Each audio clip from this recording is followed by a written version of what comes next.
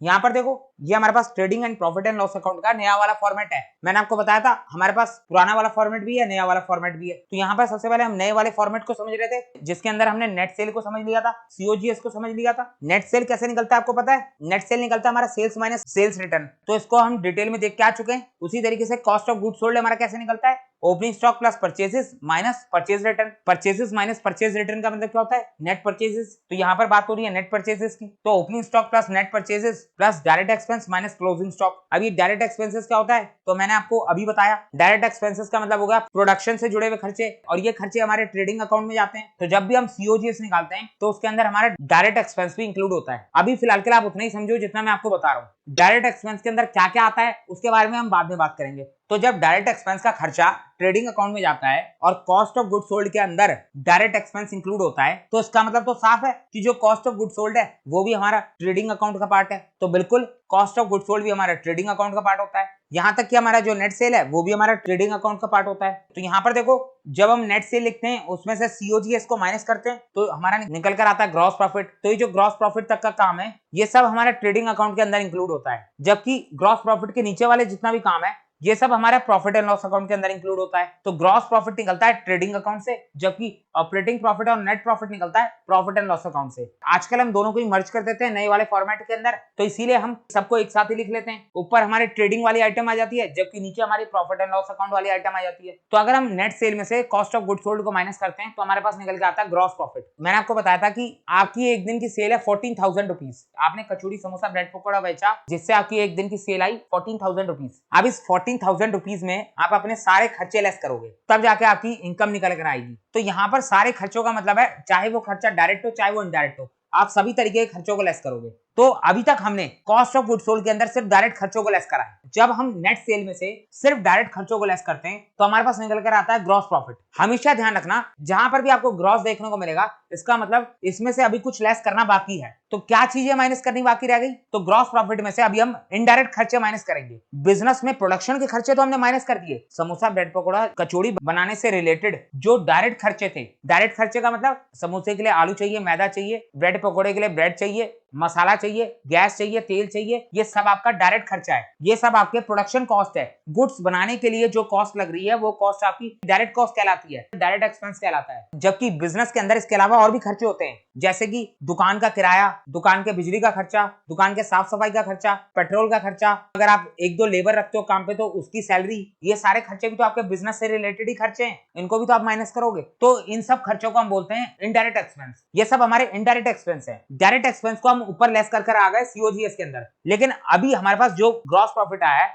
वो प्रॉफिट हमारा आधा अधूरा प्रॉफिट है। इसके अंदर अभी हमें और भी खर्चे लेस करने होंगे, अपने इनडायरेक्ट खर्चे लेस करने होंगे, तब जाके हम अपनी एक्चुअल इनकम निकाल पाएंगे। तो अभी कुछ और खर्चे भी लेस करने बाकी हैं जिसको हम बोलते हैं इनडायरेक्ट एक्सपेंसेस। लेकिन हमारे पास यहाँ पर अकाउंटिंग के अंदर जो नया वाला trading and profit and loss account का फॉर्मेट है वो इन बचे हुए इनडायरेक्ट खर्चों को ऑपरेटिंग एक्सपेंसेस का नाम देता है। जबकि हमने देखा था कि ऑपरेटिंग एक्सपेंस के अंदर हमारे डायरेक्ट खर्चे भी आ जाते हैं और इनडायरेक्ट खर्चे भी आ जाते हैं, लेकिन यहाँ पर आपको नीचे ऑपरेटिंग एक्सपेंस लिखकर अपने सारे इनडायरेक्ट खर्चे लिखने होंगे। ये बेसिकली हमारा एक फॉर्मेट है जो कि हमें अकाउंटिंग ने दिया है। इस फॉर्मेट को हमें एज इट इज फॉलो करना है। जिस तरीके से इसमें खर्चों को डिवाइड करा गया है आपको उसी तरीके से खर्चों को डिवाइड करना है। यहाँ पर हमें बोला गया है कि ग्रॉस प्रॉफिट के बाद नीचे जो खर्चे लिखे जाएंगे वो सारे के सारे खर्चों को आप ऑपरेटिंग एक्सपेंसेस का नाम दोगे। इनडायरेक्ट एक्सपेंसेस भी तो ऑपरेटिंग एक्सपेंसेस का ही पार्ट है, तो आपने इनडायरेक्ट एक्सपेंसेस को ऑपरेटिंग एक्सपेंस बोल भी दिया तो कोई दिक्कत तो नहीं है। जो बिजनेस रिलेटेड खर्चे ऊपर कॉस्ट ऑफ गुड्स सोल्ड के अंदर इंक्लूड नहीं है वो सारे खर्चे हमारे नीचे ऑपरेटिंग एक्सपेंस के अंदर इंक्लूड हो जाएंगे। तो यहाँ पर हम ग्रॉस प्रॉफिट में से अपने ऑपरेटिंग एक्सपेंसेस को लेस करते हैं और ऑपरेटिंग इनकम्स को ऐड करते हैं। तो अब ये ऑपरेटिंग एक्सपेंस क्या होता है, ऑपरेटिंग इनकम क्या होता है, इसको भी देख लेते हैं। तो सबसे पहले अगर मैं ऑपरेटिंग एक्सपेंस की बात करूं तो ऑपरेटिंग एक्सपेंस का मतलब हो गया हमारे पास सारे इनडायरेक्ट खर्चे, यानी हमारे बिजनेस रनिंग के खर्चे। तो यहाँ पर हमारी बिजनेस रनिंग एक्सपेंसेस इंक्लूड होंगे जिसके अंदर आ जाता है हमारे staff salary, electricity expenses, selling and distribution expenses, depreciation, cash discount allowed, अगर आप कोई कैश डिस्काउंट देते हो तो वो भी आपका खर्चा है, रेंट, रिपेयर, बेड डेट, अगर मान लो आपका पैसा डूब जाता है तो वो आपका बेड डेट कहलाएगा। डेप्रिसिएशन की बात करूं तो डेप्रिसिएशन का मतलब होता है reduction in the value of fix asset. तो डेप्रिसिएशन डेप्रिसिएशन के बारे में मैंने आपको फर्स्ट चैप्टर के अंदर भी बताया था और अभी हम आगे डेप्रिसिएशन की टर्म को भी अलग से देखेंगे। तो अभी फिलहाल के लिए आप इतना समझ लो कि ऑपरेटिंग एक्सपेंस के अंदर डेप्रिसिएशन भी इंक्लूड होता है। तो ये सारे जितने भी खर्चे हैं ये सब हमारे बिजनेस रनिंग कॉस्ट है जो कि हमारे प्रॉफिट एंड लॉस अकाउंट के अंदर जाएंगे। तो ऑपरेटिंग एक्सपेंसेस को हम लेस कर देंगे अपने ग्रॉस प्रॉफिट में से। उसके बाद आती है हमारी ऑपरेटिंग इनकम्स। तो जनरली बिजनेस की ऑपरेटिंग इनकम्स क्या हो सकती हैं? तो इसके अंदर हमारा रेवेन्यू आ जाएगा। हर बिजनेस के अंदर सबसे बड़ा रेवेन्यू का सोर्स होता है उसकी सेल्स। ऑपरेटिंग इनकम्स के अंदर हमारा सेल्स भी आता है जिसको हम पहले ही लिख के आ चुके हैं ऊपर। अब अगर मैं सेल्स के अलावा और अदर ऑपरेटिंग इनकम्स की बात करूं तो सेल्स के अलावा हमारे पास छोटी मोटी इनकम्स रह जाती हैं, जैसे कि हमारा कैश डिस्काउंट रिसीव्ड। जिस तरीके से कैश डिस्काउंट अलाउड आपका एक्सपेंसेस था उसी तरीके से अगर आपको कहीं से कैश डिस्काउंट मिल जाए तो वो आपकी ऑपरेटिंग इनकम कहलाएगी। उसी तरीके से कमीशन रिसीव, तो कमीशन रिसीव भी हमारी ऑपरेटिंग इनकम्स के अंदर आता है। बाकी और भी थोड़ी बहुत तरीके की ऑपरेटिंग इनकम्स होती हैं जिसके बारे में हम बाद में डिस्कस करेंगे। बेसिकली ये जो प्रॉफिट एंड लॉस अकाउंट का फॉर्मेट है ये डिटेल में डिस्कस करा जाता है फाइनल अकाउंट वाले चैप्टर के अंदर। तो अभी फिलहाल के लिए मैं जितना समझा रहा हूँ आपसे उतना समझ लो, बाद में फाइनल अकाउंट के अंदर तो इन सब के बारे में डिटेल में डिस्कस करना ही है। तो यहाँ पर हम ग्रॉस प्रॉफिट में से अपने ऑपरेटिंग एक्सपेंसेस को लेस कर देते हैं और अगर कोई ऑपरेटिंग इनकम है तो उसको ऐड कर देते हैं और इन सबको ऐड और लेस करने के बाद जो हमारे पास आएगा उसको कहेंगे हम ऑपरेटिंग प्रॉफिट। तो यहाँ पर हमारे पास ऑपरेटिंग प्रॉफिट निकल कर आ जाएगा। ऑपरेटिंग प्रॉफिट का मतलब बिजनेस का प्रॉफिट। ऑपरेटिंग प्रॉफिट निकालने के लिए हमने क्या करा, बिजनेस के रेवेन्यू में से बिजनेस के एक्सपेंस को लेस करा तो हमारा ऑपरेटिंग प्रॉफिट आ गया। अब इस ऑपरेटिंग प्रॉफिट में से हमें नेट प्रॉफिट तक पहुंचना है, यानी हमारे पास other than business related expenses भी होंगे और other than business related incomes भी होंगी। तो क्यों ना उसको भी ऐड और लेस कर दिया जाए जिससे हम फाइनली नेट प्रॉफिट पे पहुंच जाए। तो ऑपरेटिंग प्रॉफिट के अंदर अगर हम नॉन ऑपरेटिंग इनकम्स को ऐड कर दें और नॉन ऑपरेटिंग एक्सपेंसेस को लेस कर दें तो फाइनली हम पहुंच जाएंगे अपने नेट प्रॉफिट के ऊपर। तो एक बार नॉन ऑपरेटिंग इनकम्स को भी देख लेते हैं और नॉन ऑपरेटिंग एक्सपेंसेस को भी देख लेते हैं। तो सबसे पहले देख लेते हैं नॉन ऑपरेटिंग इनकम्स को। क्या आखिर नॉन ऑपरेटिंग इनकम्स होती क्या क्या है? तो यहाँ पर नीचे देख लो आप नॉन ऑपरेटिंग इनकम्स, इसके बारे में मैं आपको पहले ही बता चुका हूँ। ये सब वो इनकम्स है जो अदर देन मेन बिजनेस से आती है, अदर देन बिजनेस ऑपरेशन से आती है। हमारा एग्जांपल था आपका कचौड़ी समोसे ब्रेड पकोड़े का बिजनेस है तो उससे आने वाली इनकम आपके सेल्स के अंदर आएगी, ऑपरेटिंग इनकम्स के अंदर आएगी। लेकिन अगर उस बिजनेस के अलावा कहीं बाहर से आपको दूसरी जगह से कोई इनकम मिलती है तो वो इनकम आपकी इस नॉन ऑपरेटिंग इनकम के हेड में आएगी। तो यहाँ पर नॉन ऑपरेटिंग इनकम के अंदर हमारे पास आता है इंटरेस्ट रिसीव्ड। अगर आपने बैंक में एफडी कराई है, म्यूचुअल फंड में पैसा लगाया तो वहां से आपको इंटरेस्ट मिलेगा तो वो इंटरेस्ट हमारा नॉन ऑपरेटिंग इनकम कहलाएगा। क्योंकि बैंक में एफडी कराना या म्यूचुअल फंड में पैसा लगाना ये हमारा मेन बिजनेस नहीं है। हमारा मेन बिजनेस तो समोसे बेचने का है। तो अगर उसके अलावा कहीं और से हमें कोई इनकम आ रही है तो वो सारी इस नॉन ऑपरेटिंग इनकम के अंदर चली जाएगी।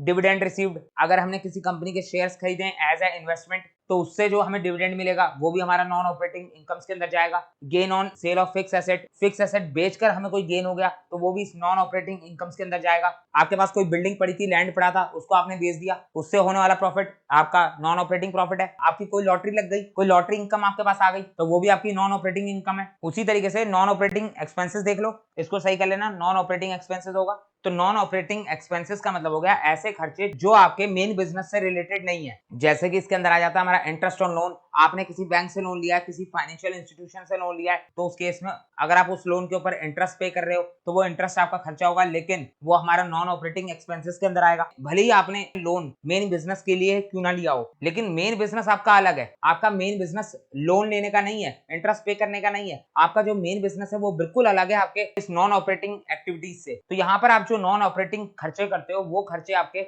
नॉन ऑपरेटिंग एक्सपेंसेस के अंदर ही आएंगे, ना कि मेन बिजनेस के अंदर। तो यहाँ पर इंटरेस्ट ऑन लोन आपका नॉन ऑपरेटिंग एक्सपेंसेस के अंदर आता है। उसी तरीके से loss on sale of fix asset, अगर आप कोई फिक्स एसेट सेल करते हो, कोई लैंड बेचते हो, बिल्डिंग बेचते हो और उसको बेचने से आपको कोई नुकसान हो जाता है तो वो आपका नॉन ऑपरेटिंग एक्सपेंसेस के अंदर आएगा। फिक्स एसेट रोज रोज तो बेची नहीं जाती, कभी कभार बेची जाती है। जिस तरीके से हमारा gain on sale of fix asset non operating incomes के अंदर आया था, उसी तरीके से loss on sale of fix asset हमारा नॉन ऑपरेटिंग एक्सपेंसेस के अंदर आता है। उसके बाद आता है हमारा चैरिटी डोनेशन, ये आपके मेन बिजनेस का खर्चा नहीं है। लॉस बाय फायर और थेफ्ट, अगर आग से कोई नुकसान हो जाए, दुकान में कोई चोरी हो जाए, उससे कोई नुकसान हो जाए तो वो भी आपके मेन बिजनेस का खर्चा नहीं है। रोज रोज आग नहीं लगती, रोज रोज चोरी नहीं होती, कभी कभार की बाई चांस वाली बात है और वो भी नॉन ऑपरेटिंग एक्टिविटी है तो इसको हम नॉन ऑपरेटिंग एक्सपेंसेस के अंदर डालेंगे। तो समझ में आ रही है आपको बात? तो यहाँ पर हम अपनी नॉन ऑपरेटिंग इनकम्स को ऐड कर देंगे और नॉन ऑपरेटिंग एक्सपेंसेस को लेस कर देंगे। उसके बाद फाइनली हमारा आ जाएगा नेट प्रॉफिट। और ये वही नेट प्रॉफिट है जो आपका बैलेंस शीट के अंदर जाता है। बैलेंस शीट में जब हम कैपिटल लिखते हैं तो कैपिटल के साथ हम नेट प्रॉफिट को भी ऐड करते हैं और नेट प्रॉफिट हमारी कैपिटल को इंक्रीज करता है। तो जो कैपिटल के साथ नेट प्रॉफिट ऐड करा जाता है वो नेट प्रॉफिट हमें यहाँ से मिलता है हमारे trading and profit and loss account से।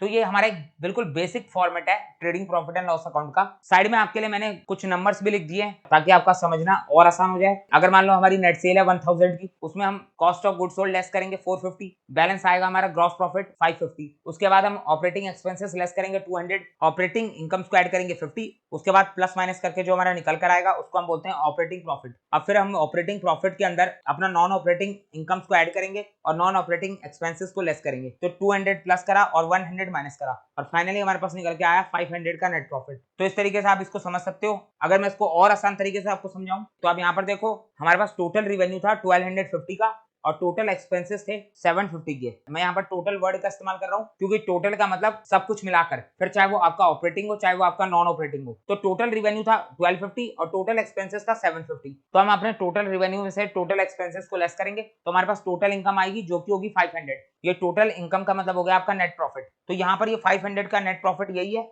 जो हमें यहाँ पे दिखाई दे रहा है। यहाँ पर हमारे पास टोटल 1250 का रिवेन्यू था और 750 का एक्सपेंसेस था। बस हमने उसको क्या करा, अलग अलग कैटेगरी में बांट दिया। टोटल रिवेन्यू 1250 का था जिसको हमने 3 अलग अलग कैटेगरी में बांटा। पहला था हमारा सेल्स, दूसरा था हमारा ऑपरेटिंग इनकम और तीसरा था हमारा नॉन ऑपरेटिंग इनकम। उसी तरीके से हमारा टोटल एक्सपेंस था 750 जिसको हमने 3 अलग अलग कैटेगरी में बांटा। पहला हमारा था सीओजीएस जो कि था 450, उसके बाद आया हमारा ऑपरेटिंग एक्सपेंसेस 200, फिर आया हमारा नॉन ऑपरेटिंग एक्सपेंसेस 100। तो हमने एक साथ प्रॉफिट ना निकालते हुए 3 स्टेजेस पे अलग अलग प्रॉफिट निकाला। पहली स्टेज आई हमारी ग्रॉस प्रॉफिट की, दूसरी स्टेज आई हमारी ऑपरेटिंग प्रॉफिट की और फाइनल तीसरी स्टेज आई हमारी नेट प्रॉफिट की। तो समझ में आ रहा है। अब यहाँ पर हमारे पास कुछ फॉर्मूले होते हैं ऑपरेटिंग प्रॉफिट को निकालने के। तो ये फॉर्मूले अब आपको आराम से समझ में आ जाएंगे, कोई भी रट्टा मारने की जरूरत नहीं है, बिल्कुल इजी है। लॉजिक्स मैंने आपको बता दिए, एक बार आप देख लो। ऑपरेटिंग प्रॉफिट हमारा कैसे निकलेगा, gross profit minus operating expenses plus operating incomes. तो ग्रॉस प्रॉफिट हमारा कैसे निकलता है, नेट सेल्स माइनस सीओजीएस, तो हमारा ग्रॉस प्रॉफिट आ जाता है। ग्रॉस प्रॉफिट में से हम ऑपरेटिंग एक्सपेंसेस को तो लेस करते ही हैं और प्लस करते हैं हम अपनी ऑपरेटिंग इनकम्स को, तो हमारे पास आ जाता है हमारा ऑपरेटिंग प्रॉफिट। यहाँ पर आप देख लो, ये आपका ग्रॉस प्रॉफिट था, उसके अंदर आपने ऑपरेटिंग एक्सपेंसेस को लेस करा और प्लस करा अपनी ऑपरेटिंग इनकम्स को, तो आपका आ गया ऑपरेटिंग प्रॉफिट। उसी तरीके से हमारे पास एक और फॉर्मूला होता है ऑपरेटिंग प्रॉफिट निकालने का, net sales minus operating cost plus operating income. तो अब ये क्या चीज है इसको भी समझ लेते हैं। तो यहाँ पर देखो, नेट सेल में से हमने ऑपरेटिंग कॉस्ट को लेस करा। अभी ऑपरेटिंग कॉस्ट क्या होती है, अगर हम सीओजीएस प्लस ऑपरेटिंग एक्सपेंसेस को एक साथ जोड़ दें तो उसको हम ऑपरेटिंग कॉस्ट का नाम देते हैं। सीओजीएस हमारे पास 450 और ऑपरेटिंग एक्सपेंसेस है हमारे पास 200, तो टोटल हो गया हमारे पास 650 जो कि हमारा ऑपरेटिंग कॉस्ट कहलाएगा। और यहाँ पर हमें क्या बोला है कि अगर हम नेट सेल्स में से ऑपरेटिंग कॉस्ट को लेस कर दें और ऑपरेटिंग इनकम को ऐड कर दें तो हमारा ऑपरेटिंग प्रॉफिट आ जाएगा। तो करके देख लेते हैं एक बार। नेट सेल हमारे पास 1000 है, इसमें से हम ऑपरेटिंग कॉस्ट 650 को लेस करेंगे और ऐड करेंगे ऑपरेटिंग इनकम को जो कि 50 है। तो 1000 में से 650 लेस करोगे आपका आ जाएगा 350, उसमें आप 50 रुपीज की ऑपरेटिंग इनकम को ऐड करोगे तो आपका फाइनली आ जाएगा ऑपरेटिंग प्रॉफिट 400। तो समझ में आ गया आपको, ये कुछ भी नहीं है, ये जो हमारा प्रॉफिट एंड लॉस अकाउंट है या फिर आप इसको प्रॉफिट एंड लॉस स्टेटमेंट भी बोल सकते हो। ये जो हमारा प्रॉफिट एंड लॉस स्टेटमेंट है उसको बस आगे पीछे घुमाकर आपके लिए फॉर्मूले तैयार करे जा रहे हैं। एक और फॉर्मूला होता है हमारे पास ऑपरेटिंग प्रॉफिट निकालने का, अगर हम नेट प्रॉफिट में नॉन ऑपरेटिंग एक्सपेंसेस को ऐड कर दें और लेस कर दें नॉन ऑपरेटिंग इनकम्स को, तो इससे भी हम अपने ऑपरेटिंग प्रॉफिट पे पहुंच जाएंगे। तो ये क्या कर रखा है, ये कर रखा है रिवर्स कैलकुलेशन। हमने सीधे तरीके से तो ऑपरेटिंग प्रॉफिट पे आना सीख लिया, लेकिन क्या हम उल्टे तरीके से रिवर्स तरीके से ऑपरेटिंग प्रॉफिट पे आ सकते हैं? तो यहाँ पर ये रिवर्स तरीका ही हमें बताया गया है। अगर हमारे पास नेट प्रॉफिट है उसमें हम नॉन ऑपरेटिंग एक्सपेंसेस को ऐड कर दें और नॉन ऑपरेटिंग इनकम्स को लेस कर दें तो हमारे पास ऑपरेटिंग प्रॉफिट आ जाएगा। जरा इसको चेक कर लेते हैं। हमारे पास नेट प्रॉफिट है 500 का, इसमें अगर हम नॉन ऑपरेटिंग एक्सपेंसेस को ऐड कर दें, जब हम सीधी कैलकुलेशन कर रहे थे तो हमने नॉन ऑपरेटिंग एक्सपेंसेस को लेस करा था, लेकिन जब हम उल्टा जा रहे हैं तो हमें नॉन ऑपरेटिंग एक्सपेंसेस को ऐड करना है। तो 500 में अगर हम 100 को ऐड करें और अपनी नॉन ऑपरेटिंग इनकम को लेस करें तो 500 में अगर हम 100 को ऐड करें और 200 को लेस करें तो हमारे पास आ जाएगा 400 जो कि हमारा ऑपरेटिंग प्रॉफिट होगा। तो इस तरीके से भी रिवर्स कैलकुलेशन करके आप ऑपरेटिंग प्रॉफिट पे पहुंच सकते हो। जब हम सीधा आ रहे थे तो हमने इनकम्स को ऐड करा था और एक्सपेंसेस को लेस करा था, लेकिन जब हम उल्टा जाएंगे, रिवर्स में जाएंगे तो हमारे साइन चेंज हो जाएंगे, जो प्लस है वो माइनस हो जाएगा, जो माइनस है वो प्लस हो जाएगा। बस इतना सही किया हुआ है, कुछ ज्यादा मुश्किल नहीं है। तो समझ में आ गया आपको, ये हमारे पास 3 फॉर्मूले हो गए जिससे हम चाहें तो ऑपरेटिंग प्रॉफिट निकाल सकते हैं। अब देखो, हम कुछ टाइम पहले एक और trading and profit and loss account देख रहे थे जहां से हमने परचेजेस और सेल्स को पढ़ना शुरू करा था। ये था हमारा वो trading and profit and loss account, जिसमें मैंने आपको नेट सेल्स के बारे में बताया था, सीओजीएस के बारे में बताया था। उसके बाद मैंने आपको बोला था कि अगर हम नेट सेल में सीओजीएस को लेस करें तो हमारा आ जाता है ग्रॉस प्रॉफिट। अब इसके आगे की बात मैंने आपको उस टाइम पर नहीं बताई थी, लेकिन अब आप देख सकते हो, आराम से समझ सकते हो। इसके आगे हम अपने ऑपरेटिंग एक्सपेंसेस को लेस करेंगे और अगर कोई ऑपरेटिंग इनकम होगी तो उसको ऐड करेंगे। यहाँ पर हमारे पास कोई भी ऑपरेटिंग इनकम नहीं है, तो यहाँ पर हम सिर्फ अपनी ऑपरेटिंग एक्सपेंसेस को लेस कर देंगे। तो ऑपरेटिंग एक्सपेंसेस के अंदर हमारे पास बिजनेस रनिंग कॉस्ट आती है, यानी सारे इनडायरेक्ट खर्चे आते हैं, जैसे कि हमारा सेलिंग एंड डिस्ट्रीब्यूशन एक्सपेंसेस। आपने कोई सामान बनाया तो आप उसको बेचोगे भी, उसको बेचने के लिए जो सेलिंग और डिस्ट्रीब्यूशन का खर्चा होगा,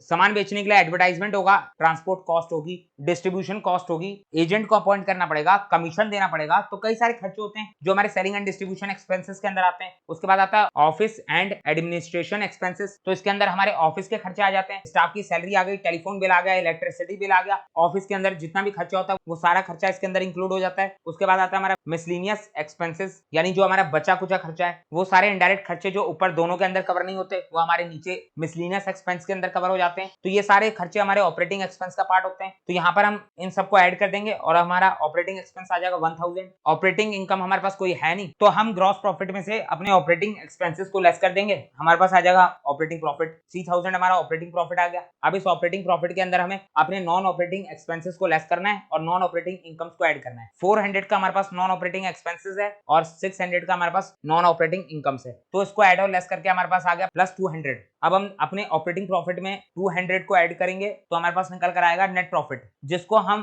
ट्रांसफर करते हैं अपने कैपिटल अकाउंट के अंदर। तो समझ में आ गया आपको, ये हमारा trading and profit and loss account का नया वाला फॉर्मेट है। अभी कुछ टाइम के बाद मैं आपको पुराना वाला फॉर्मेट भी दिखाऊंगा। तो ये हमने रेवेन्यू, एक्सपेंस और इनकम, इन तीनों को अच्छे से समझ लिया। ये तीनों हमारे अच्छे से क्लियर हो गए।